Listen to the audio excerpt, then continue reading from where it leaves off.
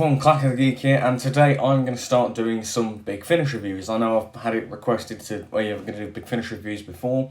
People have asked me that, but I've never done it, and I've always wanted to, because, I do love Big Finish, but I always wanted to start it, I never knew how to start it, because I didn't just want to start doing them with, a random review of a Colin Baker audio and whatnot. I wanted to start it properly, and recently I've just listened to the very first Doctor Who Big Finish audio, the Sirens of Time, which was the first one that they did back in 1999, and I think this is a good place to start and build from here. Now I should clarify, I won't be covering every single Big Finish audio because that would be impossible, but I'll just doing ones that I fancy talking about. But I won't be doing this in order, but I'm just starting here because I think it's a good place to start off and we can just build from here. So and these all reviews are just going to be audio reviews, they're audios I'm reviewing in audio format. So we're just going to talk about them like this. So let's review the Sirens of Time. So the plot of this one is, overall, it's about this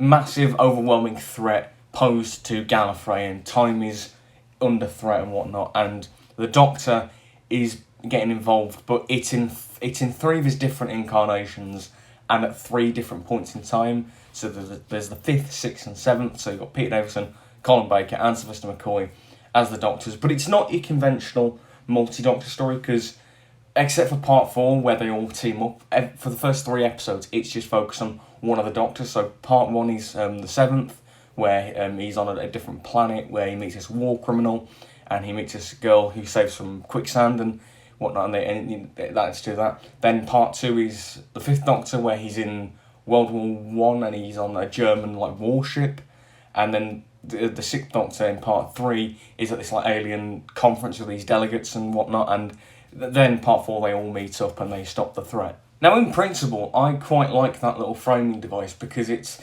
that anthology kind of format where you've got these different mini stories going on. That's kind of cool in concept, but I think in execution it doesn't quite work, because I think it's a bit kind of meandering a lot of the time. It's not bad, it just didn't really hook me, and I just kind of drifted off because I wasn't really massively invested. I wasn't with the story anyway. It just didn't it just didn't really grab me a lot, to be fair. I think because of how short obviously these are, because these different time zones that they're in and whatnot, they're only for one part, so it's not as developed as it could be if it was the whole story, which I don't mind. I mean, it's definitely experimental, and I don't mind that, and I appreciate that, but I don't know, I think I just wasn't really as invested in it. But I think the way in which this story does work with that format is seeing the different Doctors interact with these different settings and whatnot.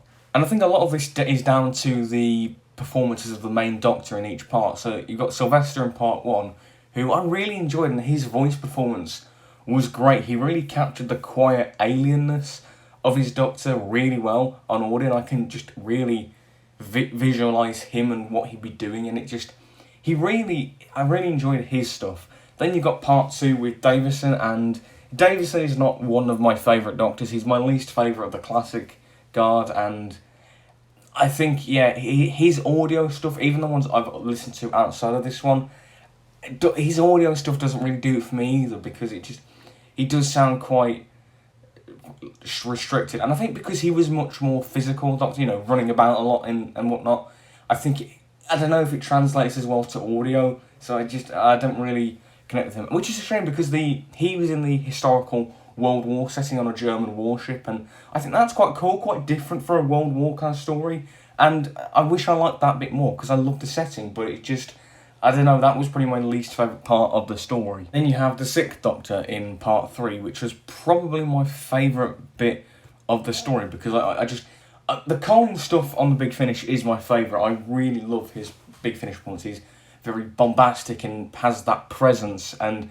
he was just really fun. Him pretending to be one of the alien delegates was actually quite funny, and I like the mystery angle, him investigating and whatnot, and you get in this one more layers, a bit more of the mystery of the overall story, which made it feel a bit more worthwhile, and I really enjoyed his plot. Then you get part 4 where they all come together and interact to try to stop the monster, and their dynamic is really good, those three. And I've only just realised that we never saw them in the show officially properly interact, which I've just realised that. But, you know, they do have a really good dynamic, and I really enjoy that. And something else that gets brought up in part 4, which I thought was quite interesting, was how they thought of every incarnation of the Doctor is almost like a different side of their personality. That's an interesting idea that's brought up, but they don't really do much with it, because then, like, the 6th Doctor says that, oh, I'm always like this, and it's sort of like, well, okay, what was all that about if you're not going to do anything with it? I just kind of, like, that was a cool idea, but they never really did anything with it. And then part 4 does get a bit, like, convoluted when trying to stop what's going on, and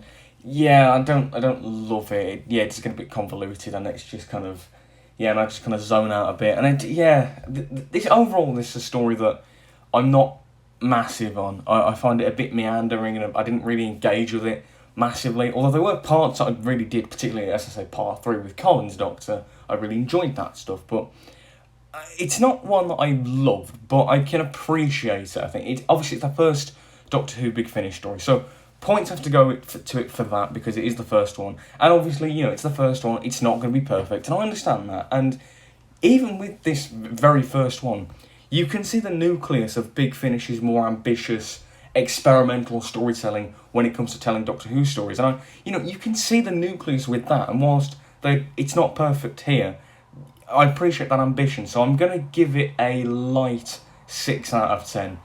I can respect it, but it's not one that I massively enjoy. It's a bit like James Bond with, you know, Dr. No and the Batman, the first Bond film. It's nothing remarkable, but it laid the foundation for what would come later. So, you know, I do respect it for that. So yeah, I'll give it a 6 out of 10. But that's just my opinion. What do you guys think? Have you listened to this one? What are your thoughts on it? Do you love it? Do you not like it? Are you in the middle like me? Let me know all that in the comments below. Let me know how you thought about this Big Finish review. Do you like it? Do you want me to do more? What do you want me to do more of? You know, let me all know all of that in the comments below. Like, subscribe, click the bell so you don't miss a thing. And this is Clack of the Geek signing out. Goodbye, everyone.